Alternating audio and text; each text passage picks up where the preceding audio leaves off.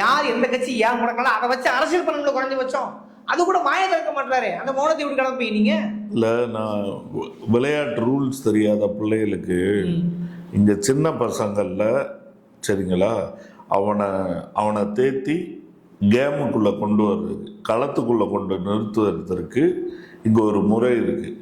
முதல்ல விளையாட்டில் பிளேயர்ஸ் இருப்பான், இவங்க பூரா சேர்ந்து அந்த புதுசாக வந்திருக்காங்கள ஒரு தம்பி, அவனை சப்பானியாக சேர்த்துக்கிறோம் சரிங்களா. நான் அங்கே இருக்கக்கூடிய 100 வருஷம் 50 வருஷம் பழமையான கட்சிகளுக்கெல்லாம் சேர்த்து தான் பேசுகிறேன். ஓகே, நீங்கள் சப்பானியாக சேர்த்துக்கங்க விஜய.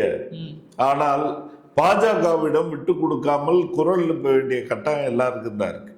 ஏன்னா தமிழ்நாட்டில் நாளைக்கு எந்த கட்சி எவர் அரசியல் இயக்கம் தொடங்கினாலும் அதனுடைய முடிவு இதுன்னு அவன் காட்டுறான். நீங்க எந்த தரப்புல இருந்து அரசியல் பண்ணாலும் நீ இப்படித்தான் ஆவா அப்படின்றதுக்கான வெளிப்படையான தாக்குதல் இது.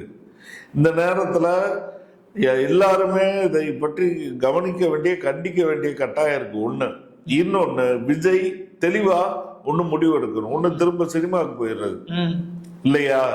பாஜகவினுடைய இப்படி அப்பட்டமான மிரட்டலுக்கு இதுக்கு அஞ்சாம மேடை ஏறி அரசியல் பேசுறது, அதை விட்டுவிட்டு இங்க தமிழ்நாட்டு மக்களையும் தமிழருடைய நலன்களையும் காட்டி கொடுக்கிற புரோக்கர் வேலையை இந்த கட்சியை தொடர்ந்து நடத்திக்கிட்டு செஞ்சா, பாஜகவை பகைக்காமல் திரும்ப திரும்ப திமுக கூட்டணிய குற்றம் சொல்றது, குடைச்சல் கொடுக்கறது, இதே வேலையை பார்த்துக்கிட்டு இருந்தா நீ பாஜகவினுடைய பி டீம் ஏ டீம்லாம் இல்ல, நீ கை கருப்பு.